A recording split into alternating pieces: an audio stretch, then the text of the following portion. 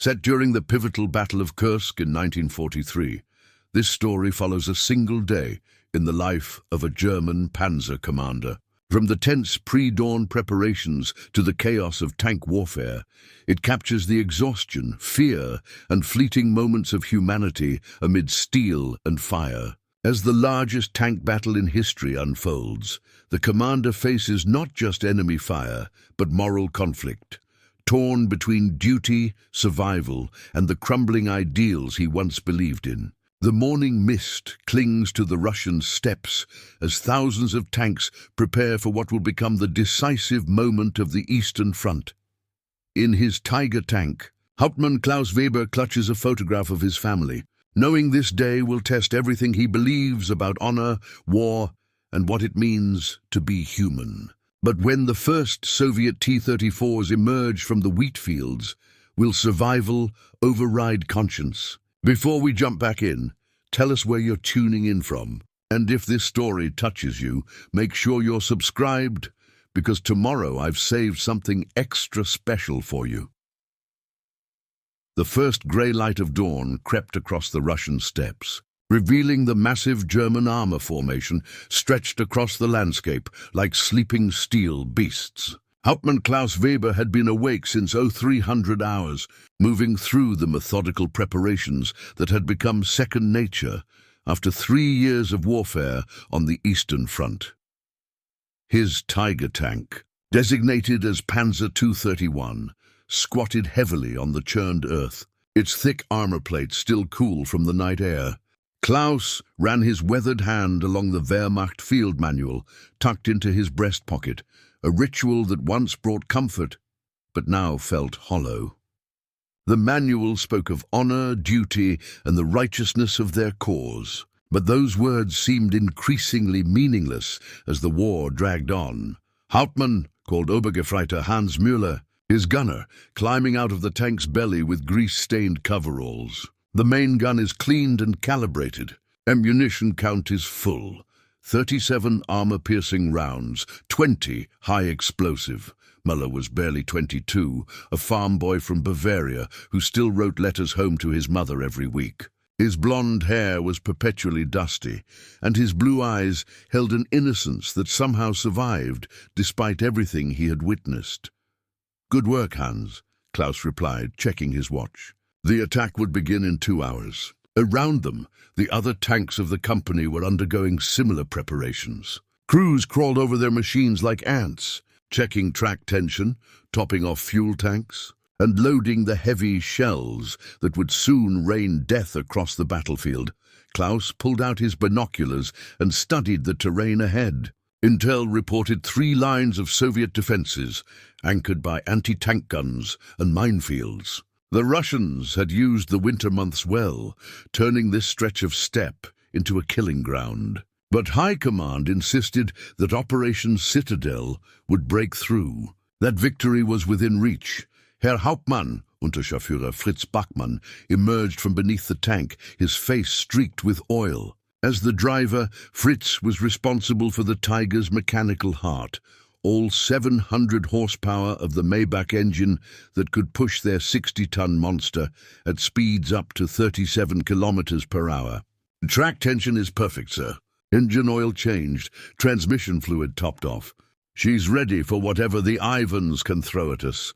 Fritz was the oldest of Klaus's crew, at 31. A mechanic from Hamburg who had joined the army when his shop was bombed in 1940. He possessed an almost mystical understanding of machines, able to diagnose problems by the sound of an engine or the feel of a gear shift. His steady presence anchored the crew through the worst moments. The radio operator Gefreiter Johann Stein poked his head out of the commander's cupola. "Radio check complete, sir. All frequencies clear. Regiment confirms H-hour at 0630. Johann was the intellectual of the group, a university student from Berlin who had been studying literature before the war interrupted his education. He carried a worn copy of Goethe's poetry in his kit and could quote entire passages from memory during the long nights between battles. Klaus often caught him staring at the horizon with a distant expression. as if trying to reconcile the beauty of language with the brutality of their daily existence. Klaus climbed up onto the tank's hull and opened the commander's hatch, settling into his position. From here, he could see across the entire formation, nearly 200 tanks stretching to the horizon. Panzer IVs, Panthers and Tigers, along with self-propelled guns and armored personnel carriers. It was an impressive sight, one that would have filled him with pride 2 years ago. Now he felt only a growing weight in his chest. The photograph in his pocket seemed to burn against his ribs. His wife Anna and their 2 children, Greta and Wilhelm, standing in front of their house in Munich. Anna's smile was radiant, captured on Wilhelm's 8th birthday, just before Klaus left for the front. Greta, only 6, was missing her front teeth but grinning with pure joy. What was he fighting for anymore?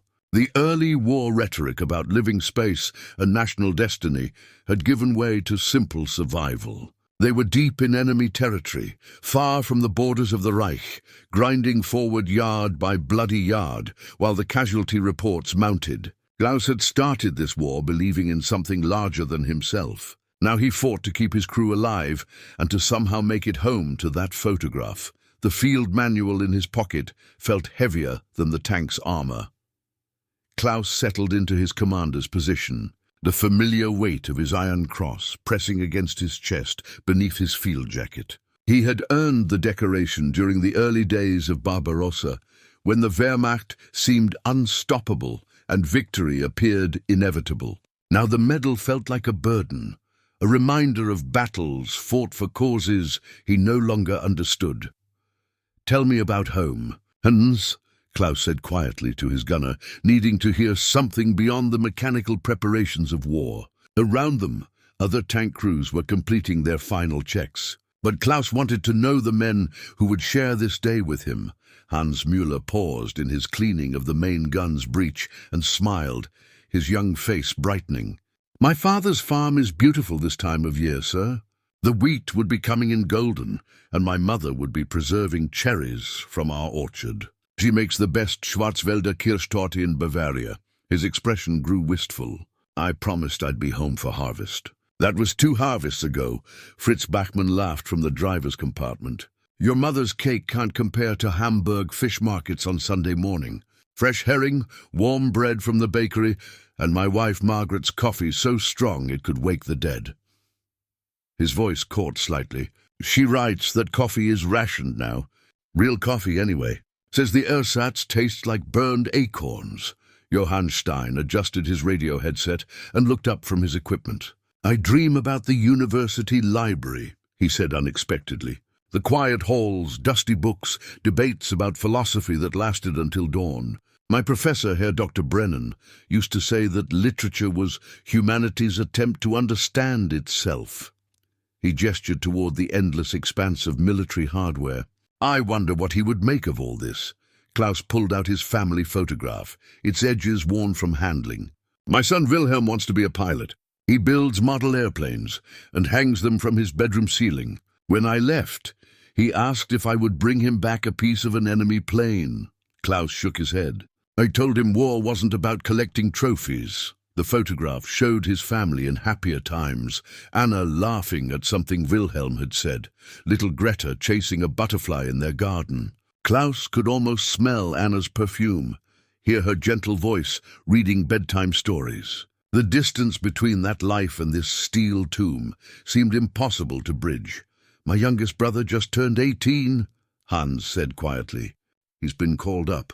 I keep thinking he might end up out here somewhere in a different unit." What if...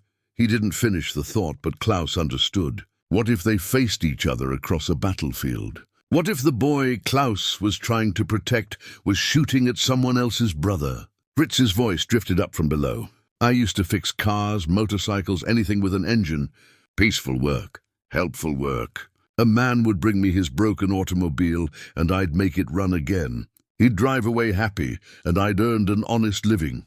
He patted the Tiger's massive engine compartment. "This machine was built only to destroy other machines. Sometimes I wonder if I'll remember how to fix things that aren't meant for killing."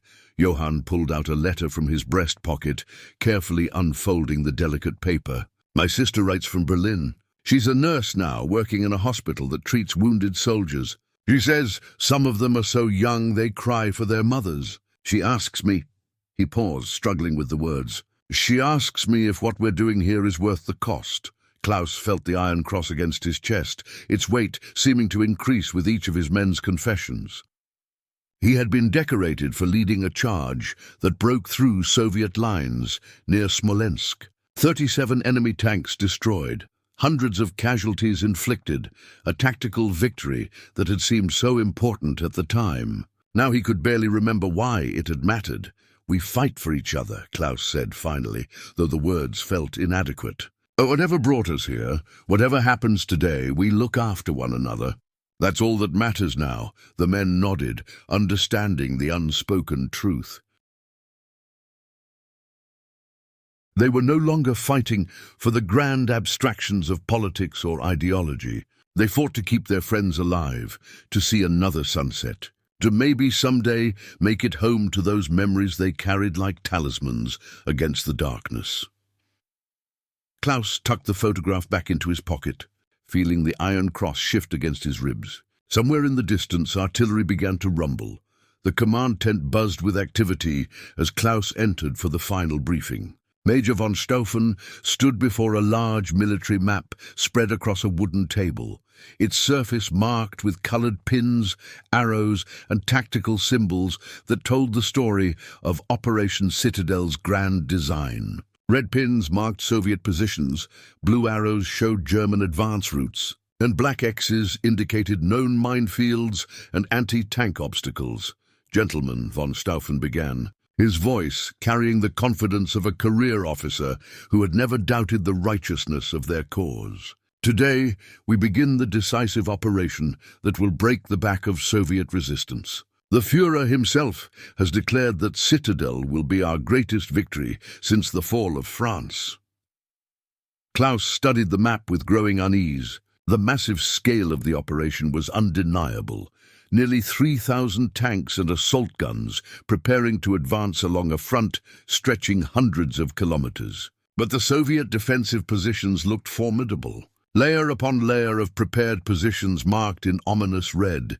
"Intelligence reports indicate 3 main defensive lines," the major continued, using his pointer to trace the Soviet positions. "The first line consists of anti-tank ditches, minefields, and forward observation posts. Behind that, we have identified heavy artillery positions and dug-in T-34 units. The third line appears to be their main defensive belt, reinforced bunkers, pre-sighted killing zones, and what our sources suggest may be new heavy tanks." Hauptmann Dietrich from the neighboring company leaned forward. "What about air support, sir?" "The Stukas were supposed to soften these positions yesterday." Von Staufen's expression tightened slightly. "Weather delayed the preliminary bombardment. However, the Luftwaffe assures us they will provide close support once we begin the advance." Klaus noticed the major didn't mention that Soviet air activity had increased dramatically over the past week, or that German air superiority was no longer guaranteed. "Our objective," von Stauffen continued, pointing to a series of villages marked on the map, "is to punch through all 3 defensive lines and link up with Oberst Müller's battle group by nightfall. Once we achieve penetration, follow-on forces will exploit the breakthrough and will roll up the entire Soviet salient." Klaus examined the terrain features more closely. The ground was open steppe, offering little cover for advancing armor. Scattered woods and small villages provided the only concealment, but intelligence suggested these were likely heavily fortified. The distances between objectives seemed optimistic, nearly 40 kilometers of advance through prepared defenses. "Sir," Klaus ventured, "what are our casualty estimates?" "This appears to be a well-prepared defensive position." The major's eyes hardened. "Hauptmann Weber, we are the Wehrmacht. We have never failed to achieve our objectives when properly motivated. The enemy, regardless of his preparations, cannot stand against German steel and determination." But Klaus could read between the lines of the intelligence reports scattered across the table. Soviet tank production had increased dramatically over the winter. Their new T-34-85 models were appearing in greater numbers, and there were rumors of even heavier tanks that could match the Tiger's firepower. The map showed defensive positions that had been under construction for months, prepared by an enemy who knew exactly where the German attack would come. "Weather conditions favor us," von Stauffen added, though Klaus noticed the morning mist that still clung to the battlefield. "Visibility will improve as the sun rises, giving our gunners clear fields of fire." Klaus thought about his crew, their faces still fresh in his memory from their conversation an hour earlier. Hans with his dreams of Bavarian harvests, Fritz longing for his Hamburg workshop, Johann questioning the purpose of their sacrifice. The map reduced them all to tactical symbols, blue arrows pushing forward against red defensive lines, casualties represented by neat statistical projections rather than the faces of young men who would never see home again. "Ammunition resupply will be available at Phase Line Alpha," the Major continued. "Medical evacuation has been arranged through the combat engineer routes. Any questions?" Klaus wanted to ask about the wisdom of launching such a massive operation when German reserves were already stretched thin, when the Eastern Front demanded every available tank and soldier. He wanted to question whether achieving tactical objectives was worth the strategic cost. Instead, he remained silent. "Very well. Hudauer is 0630. All units will advance on schedule." "For the fatherland, gentlemen." The officers filed out, returning to their units with maps marked for destruction and coordinates for objectives that might cost them everything. Klaus folded his copy of the operational plan, the paper crackling as he tucked it into his jacket. Somewhere beyond the morning mist, 3,000 Soviet tanks were waiting. The Tiger's engine roared to life at precisely 0630 hours, its deep rumble joining the thunderous chorus of hundreds of other tanks beginning their advance across the Russian steppe. Klaus peered through his damaged periscope, the cracked lens splitting his view of the battlefield into fragmented images, like looking at the world through broken glass. "Driver, advance," Klaus commanded into his throat microphone. The Tiger lurched forward, its massive weight crushing the summer grass beneath 60 tons of German steel. Through the fractured periscope, Klaus watched the landscape unfold in disjointed pieces, a fragment of blue sky here, churned earth there, the dark silhouette of a distant tree line split across multiple reflections.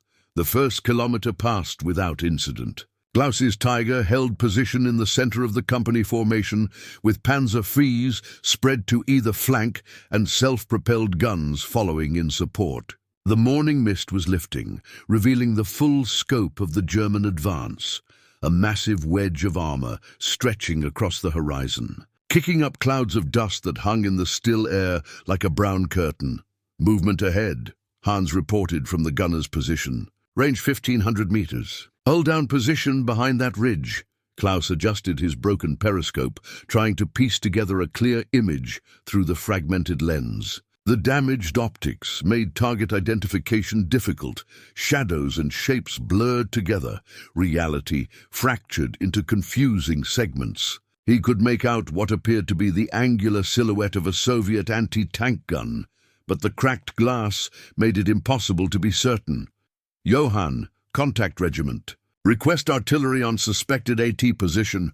"Grid reference." Klaus consulted his map, struggling to correlate the broken images in his periscope with the terrain features marked on paper. "Regiment reports negative on artillery support." Johann's voice crackled through the intercom. "All guns are committed to counter-battery fire. We're on our own until Phase Line Alpha." The radio silence that followed was filled with the mechanical sounds of their advance, track links clanking against drive wheels, the whine of the transmission shifting gears, the constant rumble of the engine. Through his fractured periscope, Klaus watched other tanks in the formation adjusting their positions. Company commanders making minute course corrections as they approached the first line of Soviet defenses. "There!" Fritz called out suddenly. Muzzle flash, 2 o'clock. The anti-tank gun revealed itself with a bright orange flame that flashed across Klaus's broken periscope like lightning through shattered glass. The shell screamed past their turret, close enough to hear the distinctive whistle of high-velocity steel cutting through air. "Target identified," Hans announced, his voice steady despite the incoming fire. "Soviet 76.0mm gun, hull-down position behind earthworks." Klaus tried to get a clear sight picture through his damaged periscope, but the cracked lens made precision aiming nearly impossible. The world appeared in fragments, part of the enemy position visible in one section of glass, the rest obscured by spiderweb cracks and distorted reflections. "Backup optics," Klaus ordered, switching to his binoculars. The view cleared immediately, showing him the Soviet position in sharp detail. The anti-tank gun was well concealed, its crew expertly trained, already reloading for a second shot. "Range 1,400 meters," Klaus called out. "Armor piercing." "Up," Hans confirmed. "Fire!" The Tiger's main gun erupted with a deafening blast that shook the entire tank. Through his binoculars, Klaus watched the tracer round streak across the battlefield, an impact just short of the Soviet position, throwing up a cloud of dirt and smoke. "Short 50, Klaus adjusted. "Same target, add 50. The second round found its mark, the high-explosive shell detonating directly on the anti-tank gun position. When the smoke cleared, the Soviet gun was silent, its crew casualties of accurate German gunnery. But Klaus felt no satisfaction in the kill. Through his fractured periscope, he had seen only pieces of the engagement, fragments of violence split across broken glass, reality divided into sharp-edged sections that never quite formed a complete picture. The damaged optics seemed like a metaphor for everything about this war, truth obscured, perspectives. Fractured, the whole story always just beyond clear sight. "Hauptmann," Hans called out. "More positions ahead. Looks like a whole defensive line." Klaus peered through his broken periscope again, watching the battlefield fragment into pieces. Somewhere ahead, hundreds of Soviet soldiers waited in prepared positions. Seeing the German advance through their own fractured perspectives, enemy tanks multiplied and distorted by fear, distance and the fog of war, the battle erupted with sudden, terrifying intensity as the German formation crested the first ridge and came face to face with the main Soviet defensive line. Klaus watched through his binoculars as dozens of muzzle flashes erupted from concealed positions across a front that seemed to stretch forever. The air filled with the screaming whistle of incoming shells and the deep crack of tank guns firing at maximum rate. "Multiple targets!" Hans shouted over the roar of battle. T-34s emerging from hull-down positions, bearing 040. Klaus traversed his cupola, trying to maintain situational awareness as chaos exploded around them. To his left, a Panzer IV took a direct hit to its turret, the impact so violent that the entire fighting compartment separated from the hull in a shower of sparks and twisted metal. The tank rolled to a stop, smoke pouring from every opening, its crew's fate sealed in an instant. A spent shell casing rolled across the Tiger's turret floor, still hot from their last shot. Klaus kicked it aside, the brass cylinder clattering against the armor plating, a small piece of evidence from their participation in this mechanized slaughter. Each casing represented another round fired in anger, another attempt to destroy someone else's son, brother. "Father, fire," Klaus commanded. The Tiger's main gun spoke again, sending an 88mm armor-piercing round streaking toward a Soviet tank barely visible behind a smoking earthwork. The hit was solid, penetrating the T-34's frontal armor and setting off secondary explosions inside the enemy vehicle. Klaus watched through his binoculars as the Soviet tank's turret lifted slightly, flames beginning to lick around the commander's cupola. But there was no time to assess the damage. Another T-34 appeared from behind a burning farmhouse, its 76mm gun already trained on their position. Klaus dropped into the turret just as the enemy shell impacted their frontal armor, the sound like a massive sledgehammer striking an anvil. The Tiger shuddered but held, its thick armor plates deflecting the Soviet round in a shower of sparks. "Hans, target that T-34 by the farmhouse," Klaus ordered, his ears ringing from the impact. "I see him," Hans replied, already adjusting his gun sight. "Ready? Fire!" Another shell casing joined the growing collection on the turret floor as their gun recoiled violently. Through the smoke and dust, Klaus could see they had scored another hit, but the battle was far from over. Soviet tanks seemed to emerge from every fold in the ground, every stand of trees, every pile of rubble that might conceal a fighting vehicle. Radio chatter filled Klaus's headphones, frantic calls for assistance, reports of casualties, requests for ammunition resupply that couldn't be honored while the battle raged. He heard Hauptmann Dietrich's voice, calling for medical evacuation, then silence as Dietrich's radio went dead. Klaus tried not to think about what that silence meant. "Movement to the right," Fritz called out from the driver's position.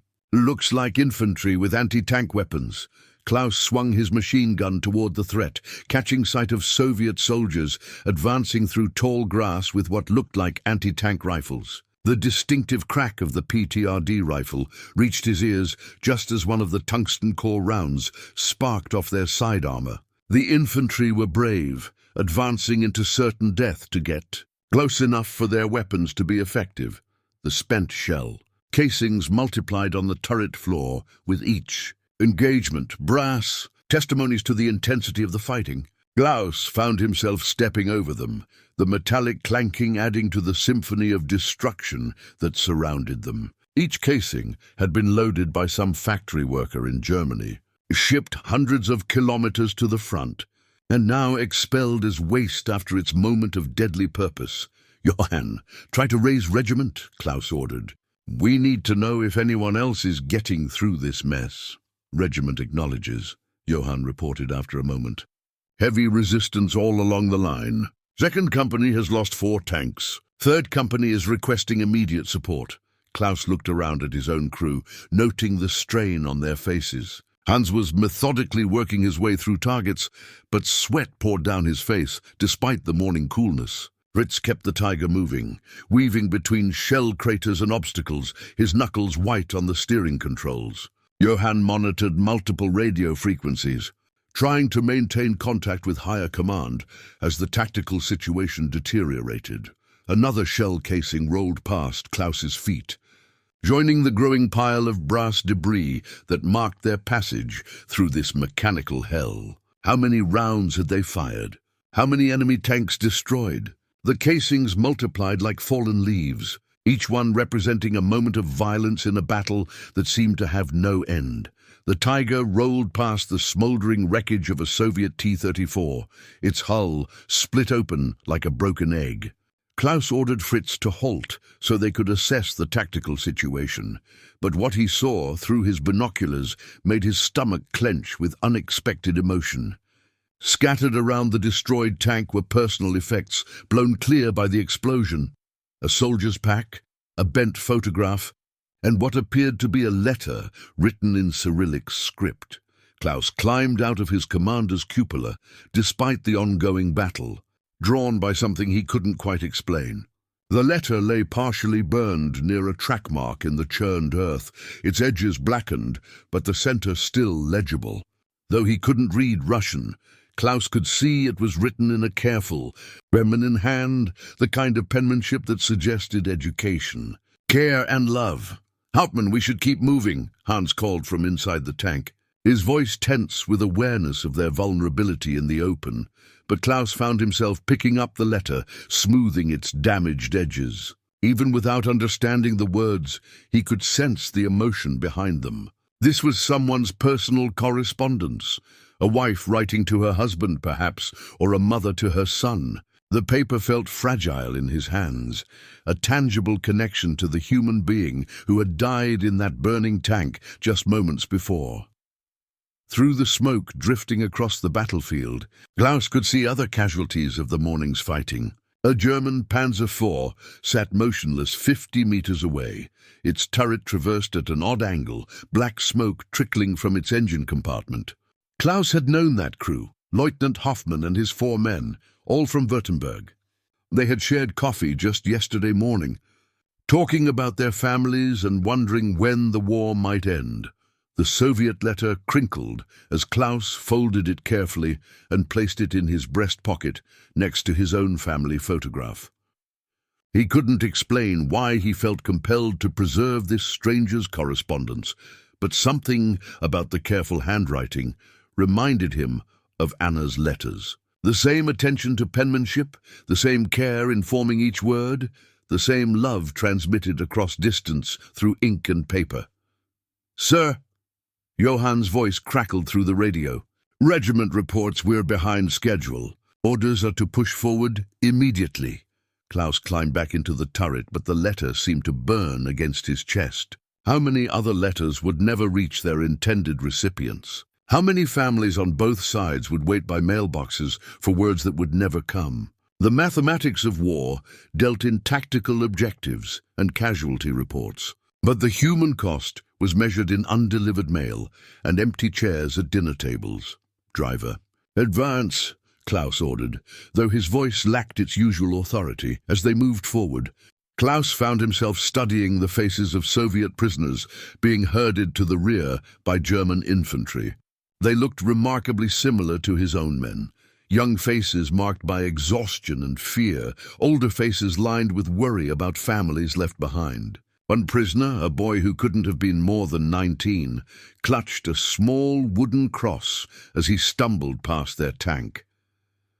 The letter in Klaus's pocket seemed to grow heavier with each meter they advanced. He thought about the woman who had written it, carefully forming each word in a language he couldn't understand, but whose emotional content needed no translation. She had written with love, with hope, with the assumption that her words would reach their intended reader. Instead, her letter now traveled in the pocket of an enemy officer who had participated in her loved one's death.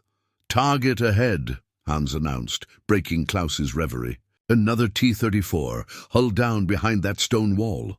Klaus forced himself to focus on immediate tactical concerns, but part of his mind remained fixed on the letter. The Soviet tank ahead contained more sons, more husbands, more fathers who carried their own correspondence from home. When Klaus gave the order to fire, he would be destroying not just a military target, but a collection of human stories, dreams, and connections to distant families. "Range 800 meters, Hans reported. Klaus hesitated, his hand hovering over the firing command. The letter crinkled against his chest as he breathed, a constant reminder of the humanity hidden inside every enemy tank, every defensive position, every military target on his map. "Sir?" Hans prompted gently. Klaus closed his eyes for a moment, feeling the weight of command, the burden of necessary decisions, and the growing crack in his certainty about the righteousness of their cause. The Tiger's left track snapped with a sound like a gunshot. The broken link spinning away into the churned mud as Fritz fought to maintain control. The massive tank lurched to one side, then ground to a halt as the damaged track slipped off its road wheels, leaving them immobilized in the middle of the battlefield. "Track's gone," Fritz reported, his voice tight with frustration. "Left side, looks like we threw about 3 meters of it." Klaus cursed under his breath as he surveyed their situation through his periscope. They were sitting ducks, 60 tons of stationary target in open ground, with Soviet positions still active around them. The broken track link lay in the mud like a twisted piece of metal sculpture, its failure representing not just mechanical breakdown, but the collapse of their forward momentum and safety. "Hans, keep scanning for targets," Klaus ordered. "Johann, contact regiment and report our status." "Fritz, what do you need to make repairs?" Fritz was already climbing out of the driver's hatch, his toolkit in hand. "Track repair kit, spare links, and about 30 minutes if Ivan leaves us alone," he called back. "That track link's completely sheared, metal fatigue, probably from all the hard driving yesterday." Klaus watched Fritz examine the broken track with the focused intensity of a surgeon diagnosing a patient. The broken link had failed at its weakest point, where months of stress and strain had gradually weakened the steel until it could no longer bear the Tiger's enormous weight. The failure seemed symbolic. Everything they depended on was breaking down under the relentless pressure of prolonged warfare. Movement 9 o'clock, Hans announced. Looks like a Soviet patrol, about 400 meters. Klaus swung his binoculars toward the threat, spotting a squad of Soviet infantry working their way through a stand of birch trees. They had seen the disabled Tiger and were moving to investigate, probably hoping to knock out a valuable German tank with satchel charges or anti-tank grenades. "Keep them under observation," Klaus ordered. "Don't fire unless they get within 200 meters. Fritz worked frantically beneath the tank, his coveralls already soaked with sweat and hydraulic fluid. The track repair required precise work, aligning the broken ends, installing new connecting pins, and tensioning the entire assembly, all while enemy soldiers moved closer through the trees and artillery shells continued to fall around their position. "Sir," Johann reported, "regiment acknowledges our situation. No immediate support available. All recovery vehicles are committed to other disabled tanks." Klaus felt a cold knot forming in his stomach. They were on their own, immobilized and vulnerable, with enemy forces closing in. The broken track link seemed to mock their predicament. Such a small component to bring down such a powerful machine. All their armor, all their firepower, rendered useless by the failure of a single piece of steel. "How much longer, Fritz?" Klaus called down. 10 minutes, sir. Maybe 15 if I can't get this connecting pin seated properly." The Soviet patrol had closed to within 300 meters, using the scattered trees for concealment. Klaus could see them clearly now through his binoculars, experienced soldiers moving with practiced caution. Probably veterans who understood the danger of approaching a Tiger tank even when it appeared disabled. "Hans, load high explosive," Klaus ordered. "If they get much closer, we'll have to discourage them."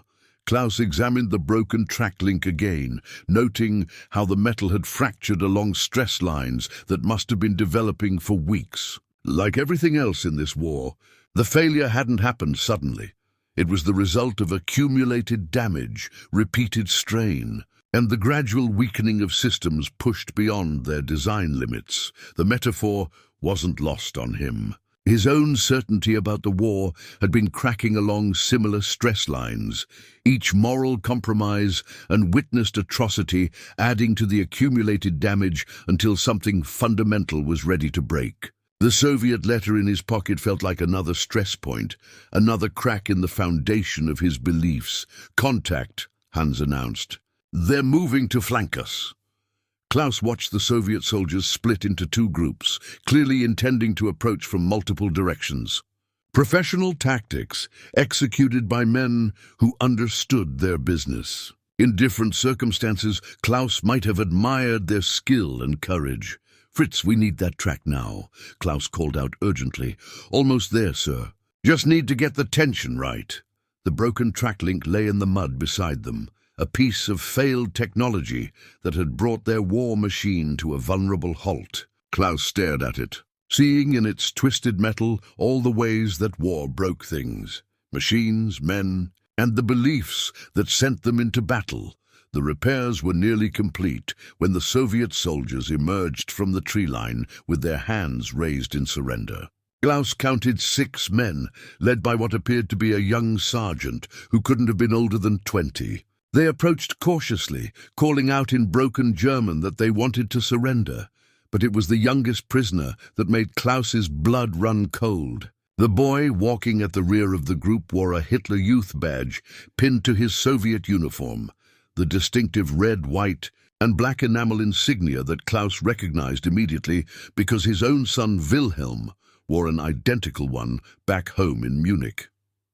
"Fritz, how much longer?" Klaus called down, his voice strained as he watched the approaching prisoners. 2 minutes, sir. Just need to secure the master pin." Klaus climbed out of his commander's cupola, his Luger drawn but pointed downward. The Soviet sergeant approached with his hands visible, speaking in careful German. "We surrender. No more fight. Please, no shoot."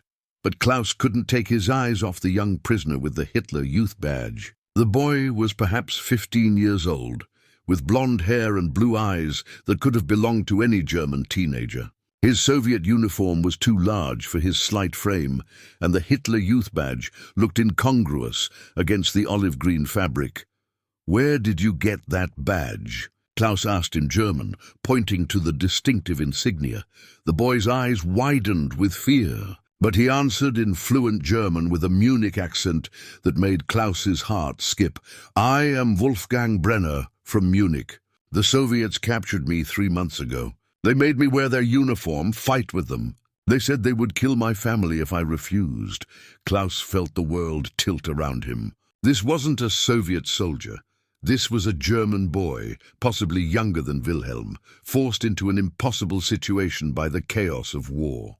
The Hitler Youth Badge represented everything Klaus had once believed in: duty, sacrifice, the glorious future of the Reich. Now it adorned a child soldier caught between armies, forced to fight against his own countrymen. "Hauptmann," Hans called from the tank, "we have movement from the east. Looks like more Soviet units approaching." Klaus ignored the warning, his attention fixed on the boy with the familiar badge. "Wolfgang, where in Munich?" "What street?" "Ludwigstrasse, near the university?" The boy replied, tears beginning to form in his eyes. "My father is Professor Heinrich Brenner. He teaches mathematics." "Do you know him?" Klaus didn't know the professor, but he knew the street, only 6 blocks from his own house. This boy had probably walked past Klaus's home dozens of times. Might have played with Wilhelm in the neighborhood parks.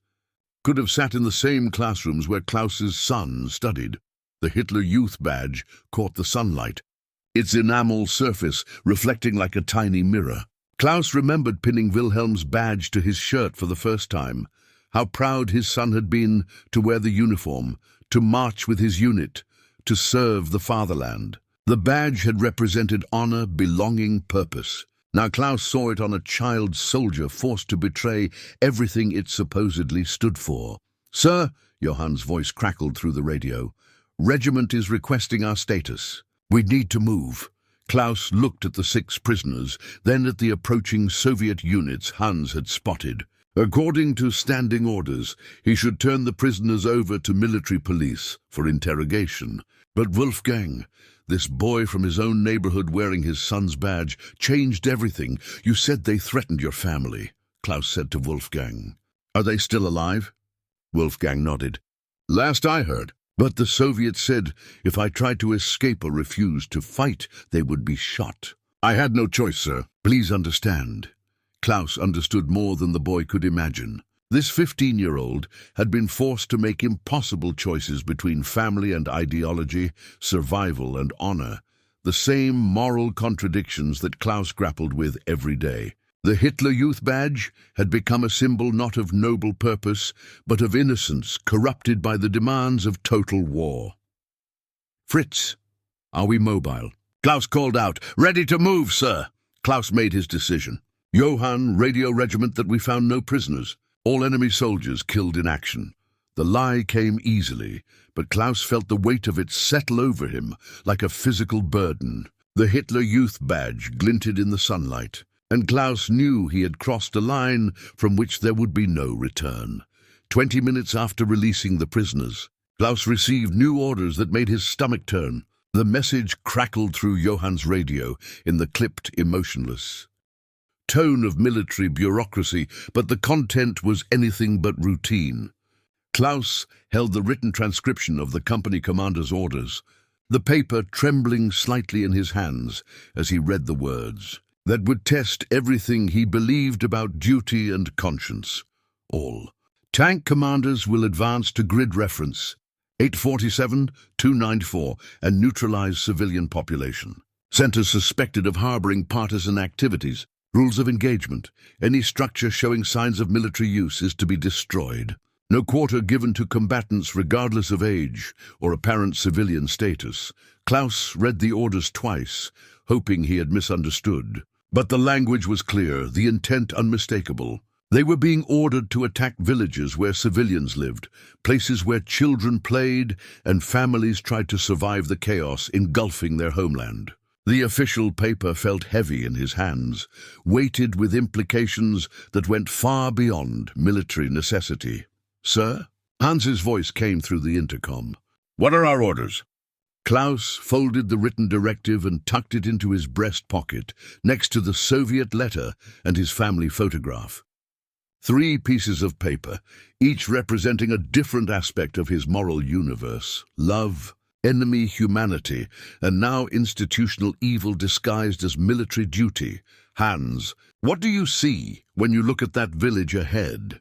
Klaus asked, raising his binoculars toward the cluster of wooden houses visible through the morning haze. Looks peaceful, sir. Some smoke from chimneys, a few people moving around. Doesn't look like a military target. Klaus could see what Hans described, a typical Russian farming village, probably home to maybe 200 people. Elderly men tending vegetable gardens, women hanging laundry, children playing in the dirt streets. The kind of place that existed thousands of times across the vast Russian countryside, where ordinary people tried to live ordinary lives despite the war raging around them. "Fritz," Klaus called down to his driver, "do you see any military installations? Gun positions? Troop concentrations?" "Nothing, sir. Just looks like a farming village. Maybe some chickens and a few milk cows."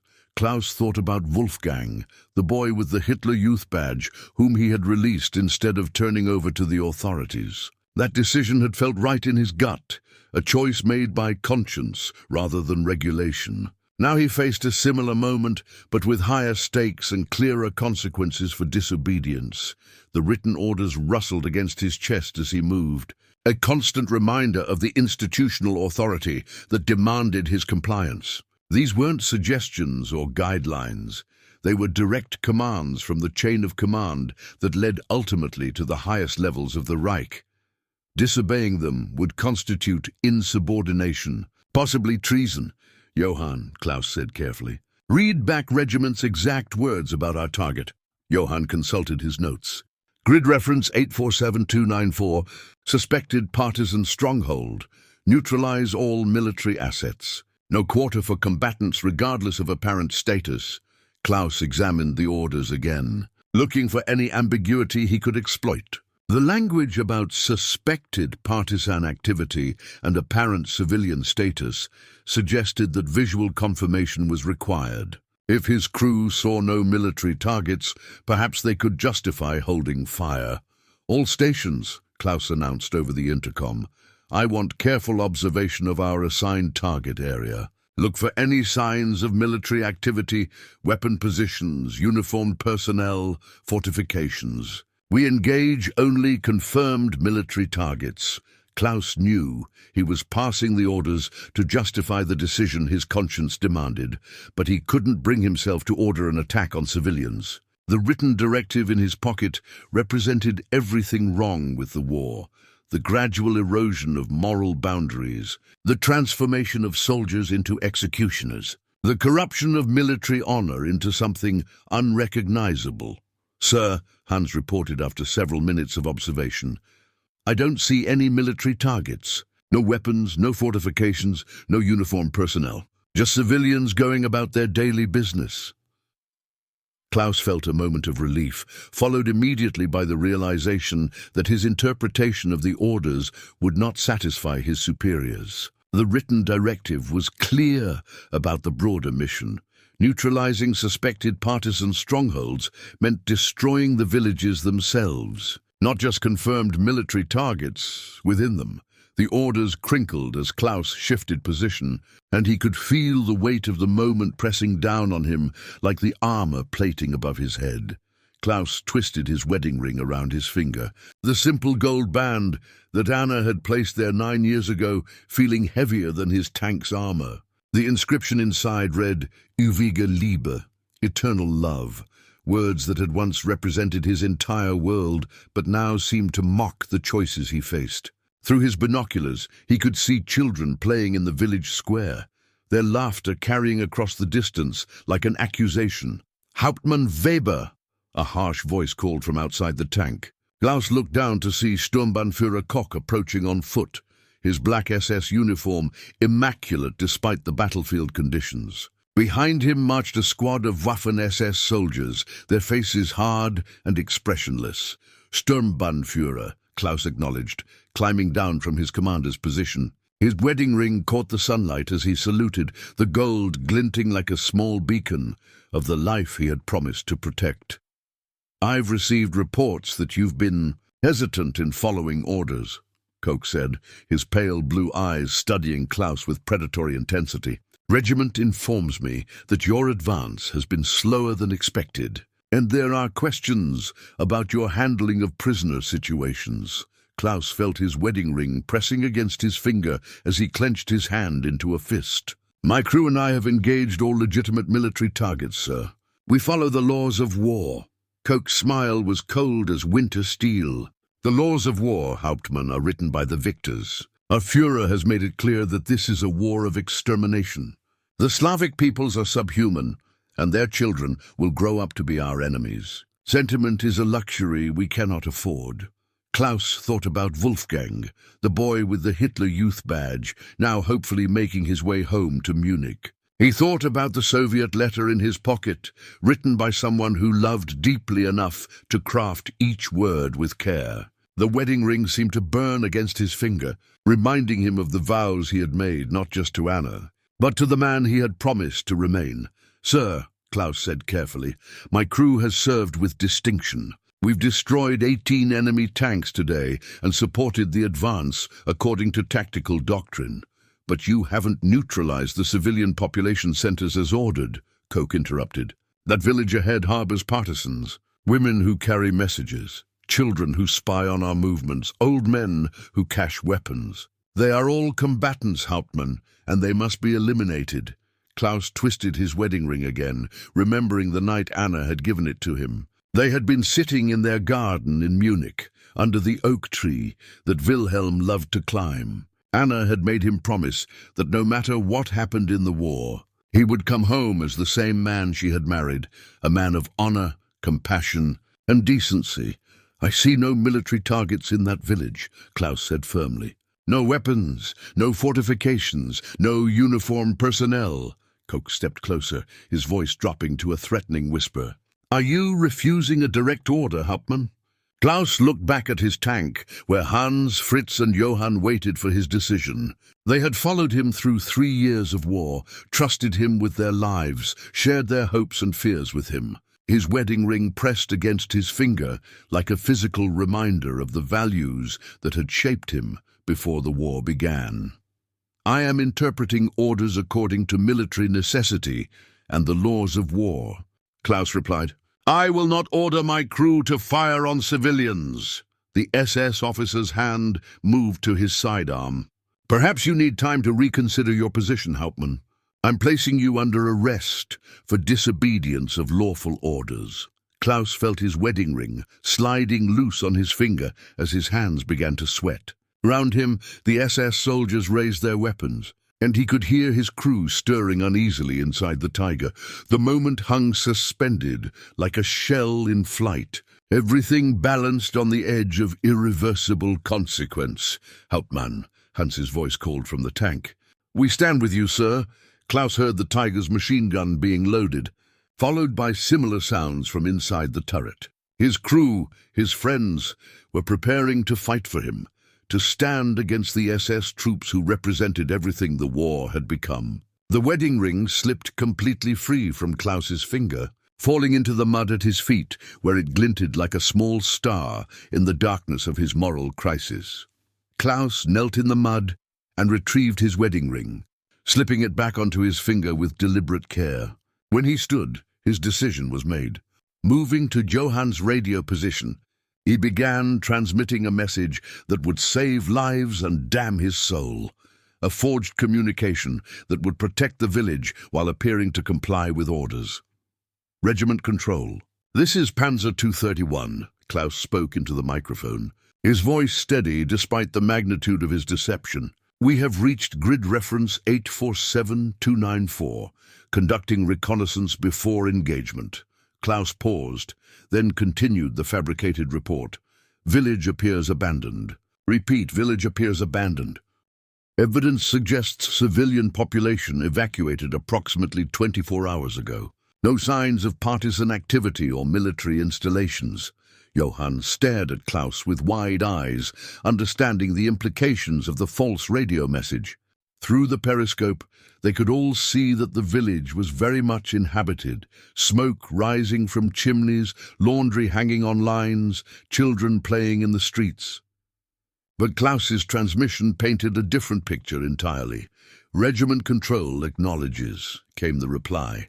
"Proceed to secondary objectives. Time is critical." Sturmbannführer Koch stepped forward, his face twisted with suspicion. Let me hear that transmission, Hauptmann." Klaus handed him the radio microphone, knowing that Koch would want to verify the situation directly. But Klaus had prepared for this moment, having Johann switch to a backup frequency while maintaining the pretense of normal communication.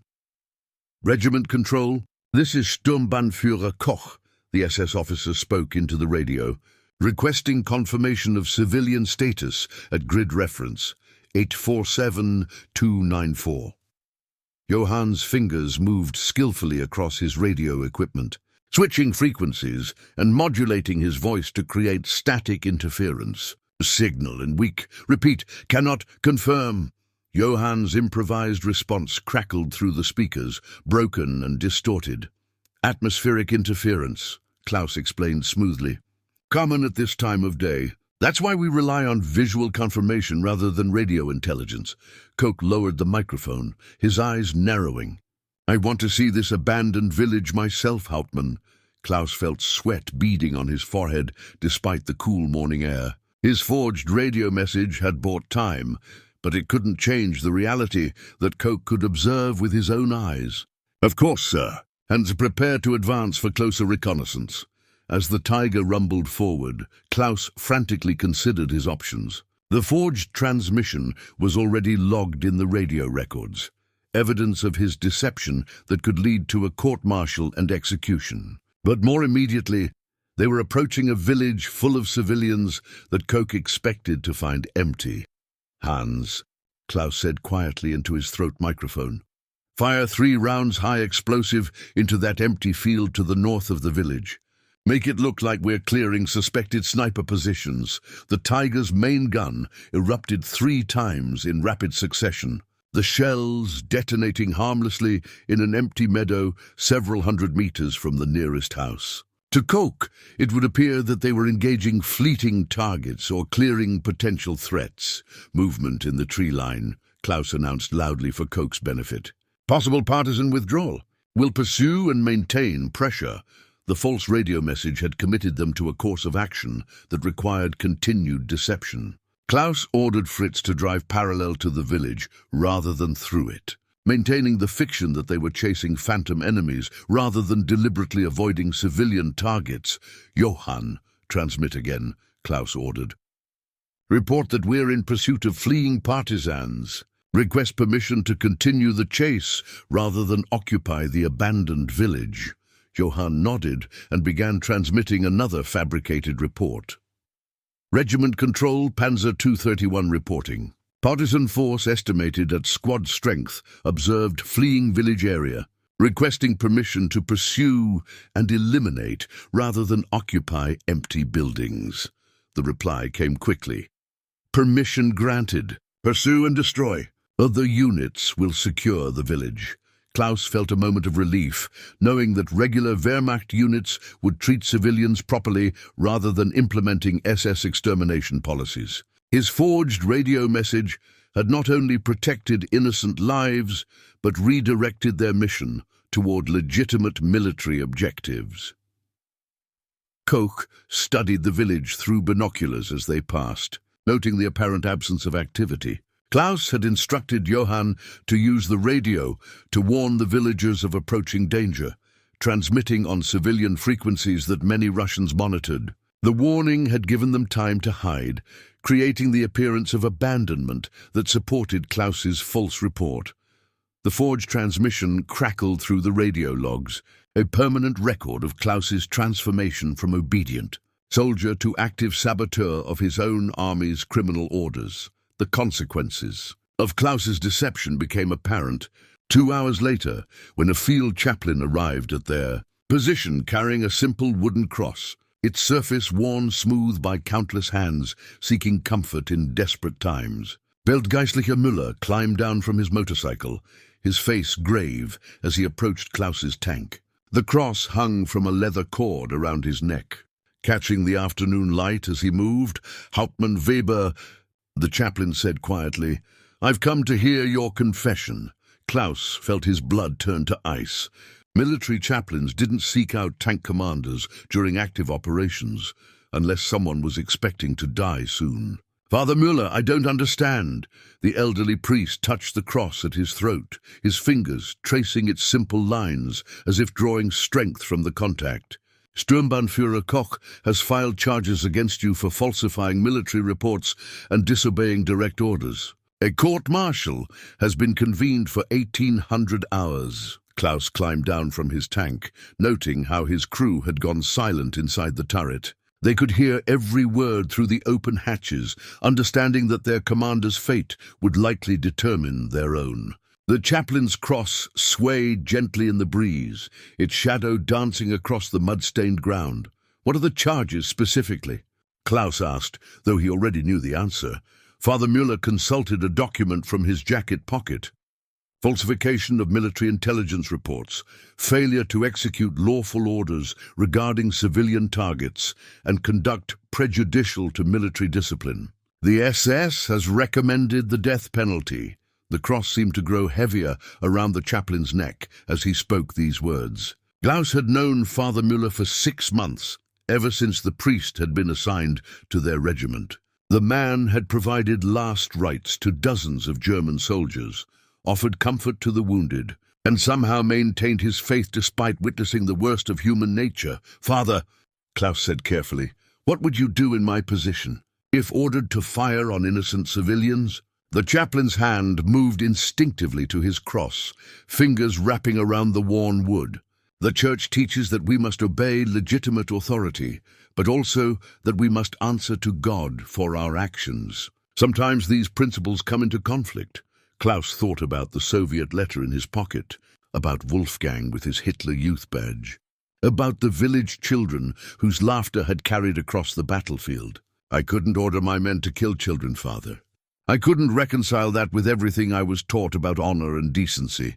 Father Müller nodded slowly, his thumb rubbing against the cross's smooth surface. "I've been ministering to soldiers for 20 years, Klaus. I've seen good men forced to make impossible choices. The cross I wear reminds me that even Christ faced moments when earthly authority demanded actions that violated divine law." "What did he do?" Klaus asked. "He chose love over law, mercy over military necessity, and he paid the price for that choice." The chaplain's voice was heavy with meaning.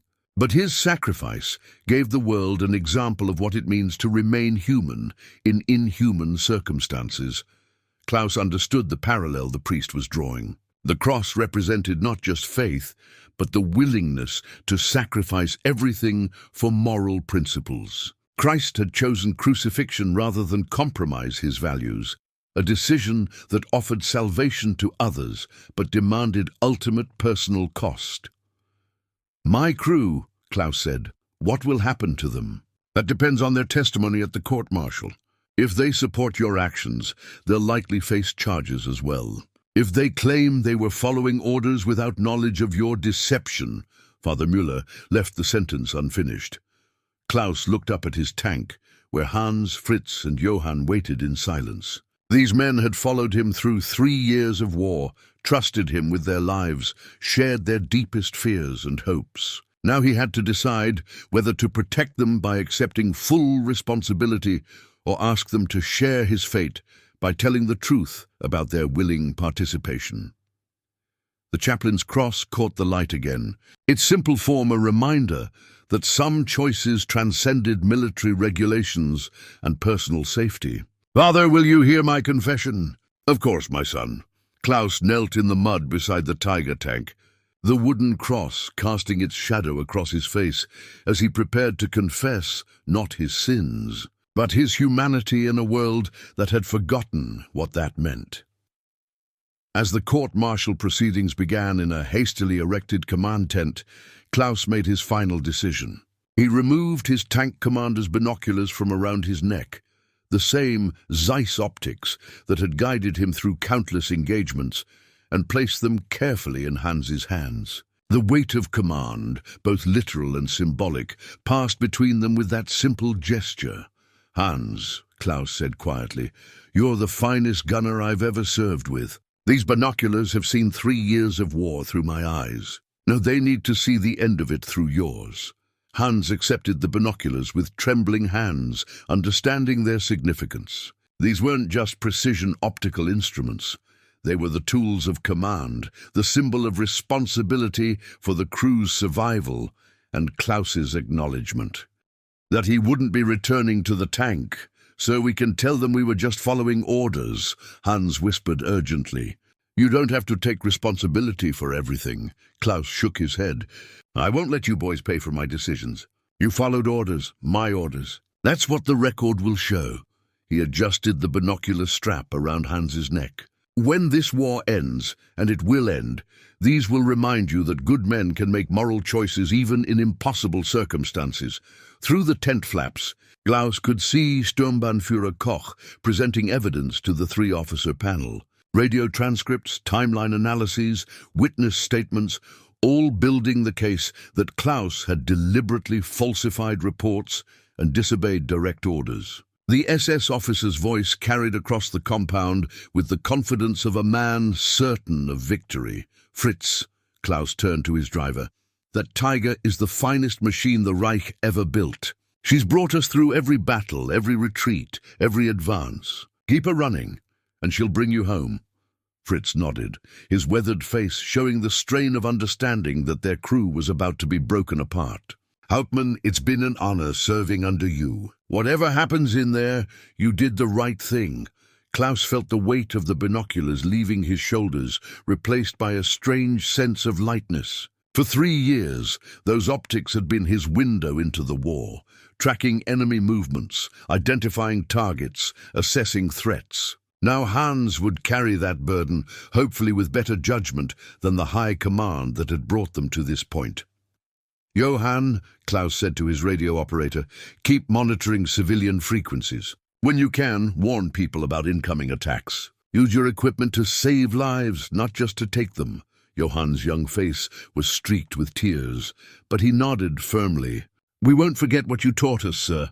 About honor, about protecting the innocent." Klaus looked at his 3 crewmen, men who had become closer than brothers through shared danger and mutual dependence. The tank commander's binoculars now hanging around Hans's neck represented not just the transfer of command, but Klaus's faith that moral courage could survive even the destruction of the individual who first demonstrated it.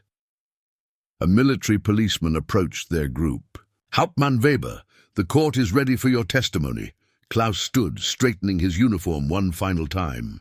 He could see Soviet artillery beginning to fall in the distance, the war continuing its grinding advance toward some inevitable conclusion. Whether Germany won or lost, Klaus had already achieved his own victory, the preservation of his humanity in circumstances designed to destroy it. "Remember," Klaus said to his crew, "we're not just soldiers. We're men with families, with consciences, with responsibilities that go beyond military orders. Don't let this war make you forget that." Hans raised the binoculars to his eyes, adjusting the focus as Klaus had taught him. Through the precision optics, he could see the village they had protected, where children still played in streets that might have been reduced to rubble, if not for Klaus's deception.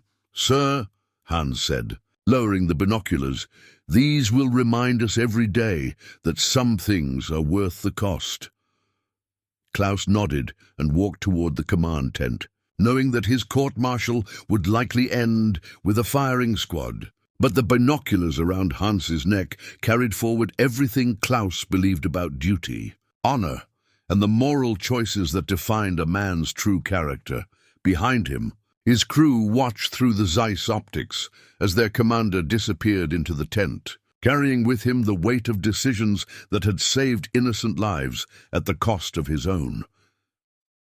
The court-martial lasted 2 hours, Hans Fritz and Johann waited beside their Tiger tank, listening to the distant rumble of artillery and the occasional raised voice from the command tent. When the military police emerged with Klaus in shackles, his crew knew the verdict without needing to hear it officially announced, but it was the unfinished letter that Johann found in Klaus's personal kit that revealed the depth of their commander's sacrifice. Klaus had been writing to Anna and his children when the court-martial proceedings began, his words cut short mid-sentence by the summons to face judgment. Johann held the letter carefully, reading Klaus's final thoughts to his family, words that would now never be sent. "My dearest Anna," the letter began in Klaus's careful handwriting. "I write this knowing that you may never receive these words, but needing to tell you that everything I've done here has been to remain the man you married. The war has asked me to become someone else, someone harder, crueler, willing to close his eyes to suffering if it serves military necessity." Johann's hands shook as he read Klaus's private thoughts, understanding that he was witnessing his commander's final attempt to explain his choices to the people who mattered most. The letter continued, "I've seen things that would break your heart, my love. Children caught in the crossfire, families destroyed by forces they cannot control or understand. I've been given orders that would have made me complicit in atrocities, and I could not obey them while still looking at myself in the mirror." Hans and Fritz gathered around Johann, reading over his shoulder, as Klaus's words revealed the moral struggle that had culminated in his court-martial. The unfinished letter was more honest than any military report, more revealing than any official document. It was Klaus's true assessment of what the war had cost him and why he had chosen conscience over career. "Wilhelm, my brave son," Klaus had written to his boy, "when you are old enough to understand what happened in this war, I hope you will be proud that your father chose to protect innocent people rather than follow orders that violated everything we believe about decency and honor. The Iron Cross they gave me means nothing compared to the knowledge that I remain true to the values you and Greta will inherit." The letter's handwriting became more hurried, as Klaus had written, as if he sensed his time running short. "To my sweet Greta, remember that your father loved you more than his own life. Play in the garden, climb the oak tree, laugh with your friends, and know that everything good in this world is worth preserving, even at great cost." Johann noticed that Klaus had signed only his first name, dropping the military rank and titles that had defined him for 3 years. In his final words to his family, he was simply Klaus, husband, father, and man struggling to maintain his humanity in circumstances designed to destroy it. The letter broke off abruptly in the middle of a sentence about coming home. "When this war ends, I promise I will return to you as the same man who left, unchanged by the darkness I've witnessed, still capable of the love and joy that make life worth." The ink had dried on that unfinished word. Klaus's pen set aside when the military police arrived to escort him to his trial. Johann carefully folded the letter, understanding that these incomplete thoughts represented Klaus's true legacy, not the military decorations or tactical victories, but his refusal to let war corrupt his essential nature. "We have to get this to his family," Hans said quietly. "Anna and the children need to know why he made the choices he did." Fritz nodded, wiping his eyes. "He saved that village. Probably saved others too with his radio deceptions. Children are alive because of what he did." Johann tucked the unfinished letter into his breast pocket, next to his own correspondence from home. Klaus's words would travel with them for the remainder of the war, a reminder of their commander's moral courage and the price he paid for maintaining his humanity. Through the Tiger's periscope, they could see Klaus being led away under guard, his shoulders straight despite the shackles. The unfinished letter burned against Johann's chest like a physical reminder that some stories end in sacrifice rather than triumph. But that moral victory could transcend personal defeat. The war would continue, but Klaus Weber's part in it was finished, incomplete like his final letter, but meaningful in ways that military historians would never record. 3 days after Klaus's execution, Hans found the blood-stained family photograph tucked beneath the commander's seat, the same image Klaus had carried throughout the war, now damaged by the violence that had finally claimed its owner. The photograph showed Anna, Wilhelm, and Greta in happier times, but Klaus's blood had stained one corner where it had fallen from his jacket during the firing squad's volley. Hans held the damaged photograph carefully, noting how the bloodstain seemed to frame the family rather than obscure them. Anna's smile remained radiant despite the crimson mark. Wilhelm's 8-year-old grin was undiminished, and little Greta's gap-toothed laugh still radiated pure joy. Even damaged, the image retained its power to represent everything Klaus had fought to preserve. "Look at this," Fritz said, examining the photograph over Hans's shoulder. "You can still see how much he loved them." "The blood doesn't change that." Johann finished inventorying Klaus's personal effects, creating the official packet that would be sent to his widow. Along with the blood-stained photograph, they had found Klaus's wedding ring, his iron cross, the Soviet letter he had carried, and various personal items that told the story of a man trying to maintain his humanity in inhuman circumstances. The photograph should go to Anna, Hans decided. She needs to see that he carried their image right to the end. The blood, it's part of the story now, part of what he sacrificed. The damaged photograph represented more than family love. It symbolized how war corrupted even the most precious things while somehow failing to destroy their essential meaning.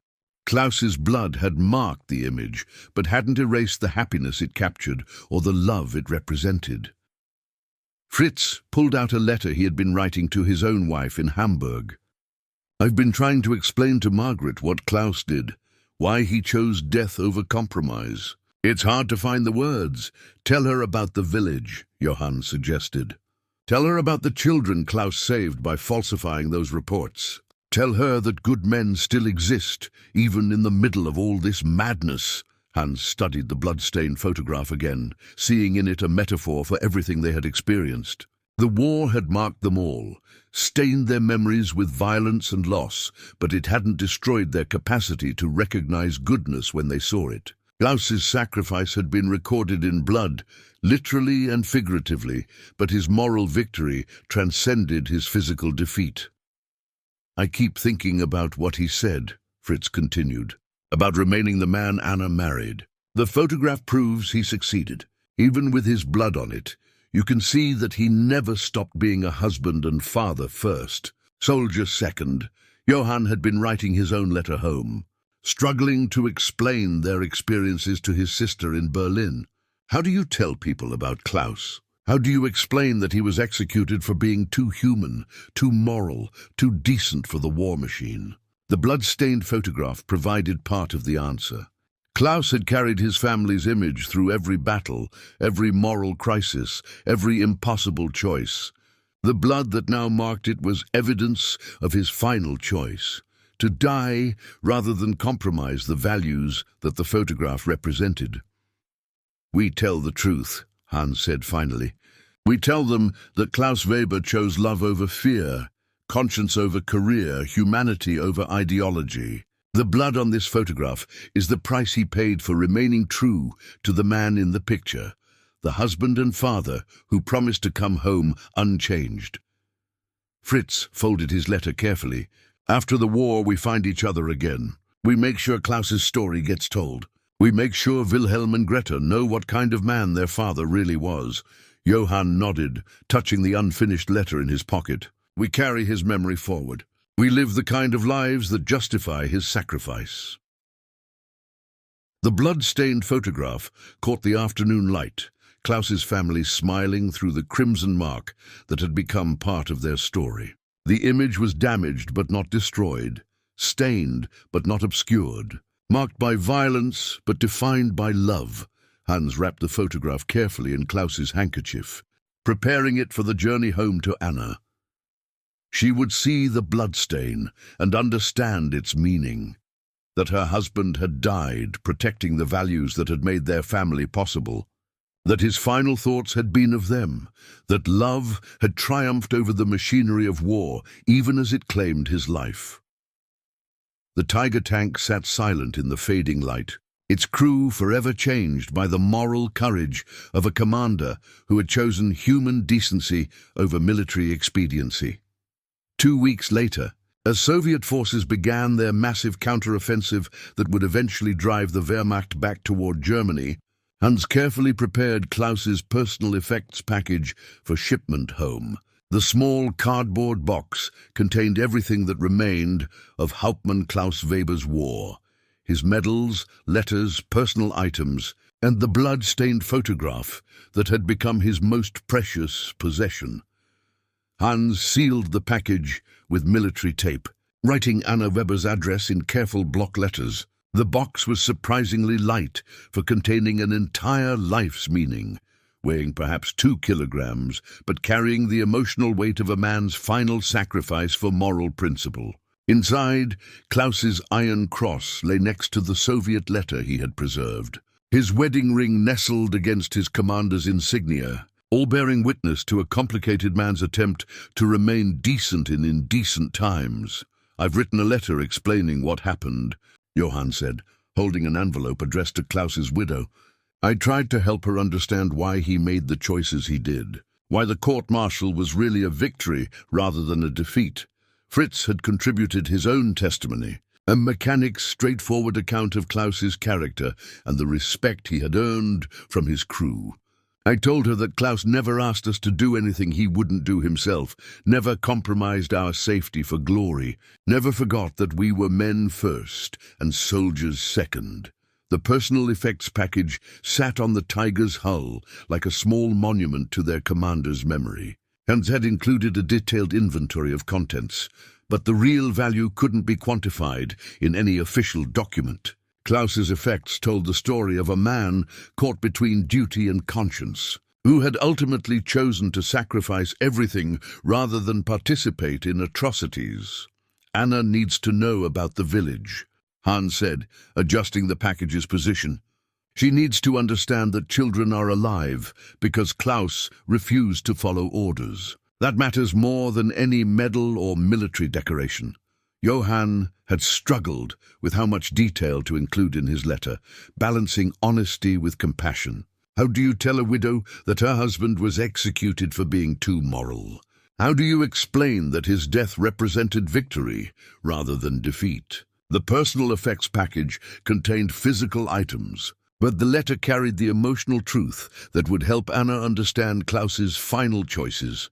"I included Wolfgang's story," Johann continued. "The boy with the Hitler Youth badge that Klaus released, instead of turning over to the SS. Anna should know that her husband saved a German child, even when it put his own life at risk." Fritz had added a note about Klaus's technical competence and tactical skill, wanting Anna to understand that her husband's moral choices hadn't come from military incompetence, but from ethical strength. "He was the finest tank commander I ever served under. His crew trusted him completely because he earned that trust every day." The package would travel by military mail through a system stretched to breaking point by the war's changing fortunes. It might take weeks or months to reach Anna, if it reached her at all. Hans had addressed it to 3 different locations: Klaus's home address, Anna's parents' house, and the local parish church, hoping that at least one copy would find its way to the intended recipient. "The photograph," Hans said, touching the package gently. "She'll see the bloodstain and know that he carried their image to the very end, that his last thoughts were of them." Johann nodded, remembering Klaus's unfinished letter and the love that had motivated every word. "We're sending her proof that her husband died as the same man she married. The war didn't corrupt him, didn't change his essential nature, didn't make him into something she wouldn't recognize." Fritz sealed his own letter to his wife, planning to include details about Klaus's sacrifice when military censorship allowed. The story needed to be told, needed to be preserved, needed to be remembered when the war ended and people tried to make sense of what had happened. The personal effects package represented more than one man's possessions. It carried forward the memory of moral, courage in impossible circumstances, the proof that human decency could survive even systematic brutality.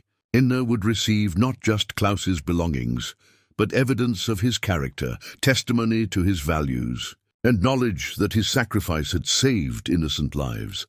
Hans lifted the package, feeling its modest weight against his palms. Somewhere in Germany, Anna Weber waited for news of her husband, unaware that she was about to receive the most precious cargo of the entire war.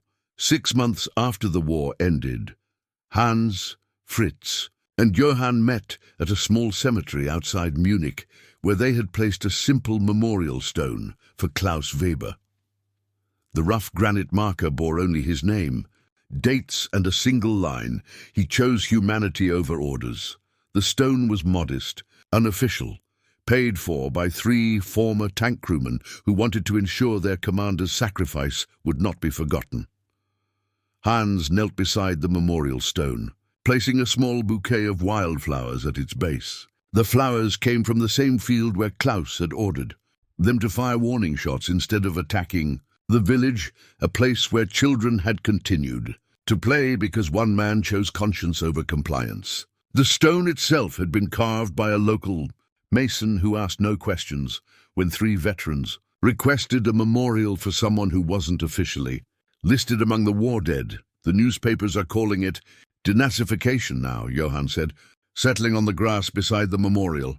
They want to pretend that what Klaus did was exceptional, that most people didn't have choices. They want to forget that good men existed in the Wehrmacht. Fritz traced the engraved letters with his weathered finger, feeling the rough texture of the granite. Klaus proved that choosing humanity was always possible. It might cost you everything, but the choice existed. This stone stands for every man who had the chance to do right and took it. The memorial stone sat in a quiet corner of the cemetery, away from the official military graves with their regulation markers and prescribed inscriptions. Klaus's stone broke the rules. It honored a man executed by his own army, celebrated defiance rather than obedience, proclaimed that moral courage mattered more than military discipline. Anna came here last week, Hans reported. She brought Wilhelm and Greta. The boy's almost 14 now, looks just like his father. Greta remembered the stories Klaus used to tell about honor and doing what's right even when it's difficult. Johann had maintained correspondence with Anna throughout the chaotic final months of the war and the uncertain peace that followed. Klaus's widow had received the personal effects package, read their letters explaining his choices, and understood that her husband's death represented victory rather than defeat. She had chosen to remember him as the moral hero he had become, rather than mourn him as a military casualty. She said something that stayed with me, Hans continued. She said Klaus's real monument wasn't stone or metal, but the village children who grew up because he refused to fire on civilians. That his legacy lives in every life he saved, every moral choice his example inspired.